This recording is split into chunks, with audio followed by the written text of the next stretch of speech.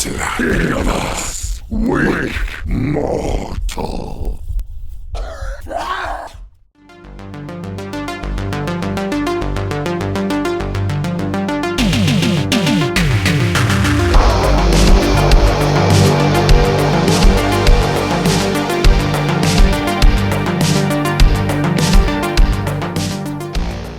So this will be a fun one. I am talking about the movie The Covenant, a 2017 low-budget horror film directed and co-written by Robert Conway. The Conway family actually seem to be quite prevalent in this film. Writing credits, acting credits, and obviously director credits here. So it seems to be somewhat of a family venture. Now, the story here initially seemed like it's going to be a ghost story. A young girl is killed basically in an accident, also whilst having leukemia. Not long after that, her father commits suicide, leaving the mother in a bit of a mess.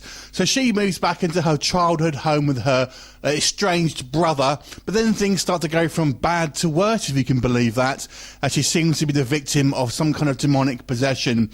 Come in these kind of priests that try to help the situation, and well, what happens next? You'll have to watch the movie to find out. So let's talk about The Covenant. I've got to say, when you first start watching this film, it does seem kind of a cheap, kind of knockoff B-movie of the Conjuring. And it certainly is somewhat borrowing some themes from that kind of film franchise, along with some other kind of like franchises that you've seen before. Originality isn't its strong suit, but nonetheless, I've got to say, on a plus side here, I thought the story was actually quite good. I did like the kind of the bait and switch where it kind of fools you and you think it's going to be a ghost story, but it turns out to be something else entirely. And even though I don't feel the story is particularly original, I still thought it was quite good. So I did enjoy the story actually quite a lot. And even for a low-budget film, I thought it did have a bit of an arc, so I quite enjoyed that. I also thought some of the characters were quite good, particularly the brother. I thought was actually fairly well fleshed out and somewhat of probably the best actor out the lot here. And his character seemed to be somewhat realistic, so I kind of quite like that. And I quite like the kind of the second priest, this guy with a kind of a beard. He was quite cool, though he does speak with a kind of like a trailer voice, if that makes sense. So let's talk about some of the negatives here. There's one negative here that I've never said about another film, which was the most bizarre thing ever. They've pretty much forgot to put sound effects in this film. It's the most weird thing I've ever watched in regards to, they have scenes where it's nearly all in silence. There's no background music, and the only kind of audio is the actual voices.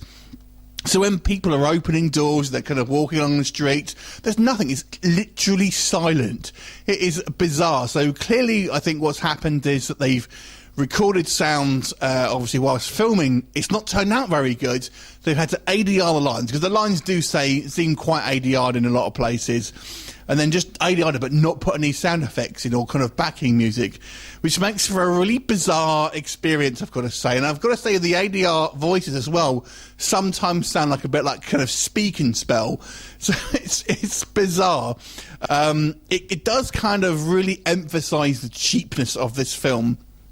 And when we see some of the visual effects, I'll be honest with you, don't be holding your breath for anything spectacular. The thing I would say, the editing is quite poor. There seems to be some quite kind of aggressive edits, if that makes sense. And I don't mean quick cuts. I just means where it's just pulled away too quickly, and it's edited that little bit quickly, and it doesn't transition into the next shot very well. All this, obviously, I'm assuming with somewhat of a inexperienced editor. Just going into a plot side again, even though it does kind of really have this kind of cheap, hammy feel, the camera work was also quite good, I would say, on the plus side here. So it's weird because you have this very kind of like technically poor stuff, but also it does have some fairly proficient filmmaking mixed in there as well, so it ends up being a bit of a mixed bag. But I think when you kind of just watch this film and you're kind of watching it before you kind of get to the end, I think a lot of people will be put off by the overall kind of amateur feel of it, even though I feel the actual story here is actually quite good and it's probably worth a watch.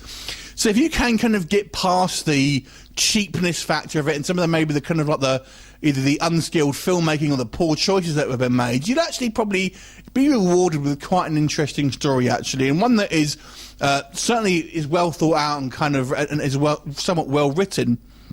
So overall, it's a bit of a mixed bag. I actually kind of enjoyed it, I've got to say. And I can kind of look past a lot of these kind of the cheap stuff, to be honest, because I watch so many of these kind of damn films. So overall, I'm going to give this film a 5 out of 10. Have you seen it? So what did you think of it? Leave me a comment and I'll look forward to seeing you next time. Bye for now.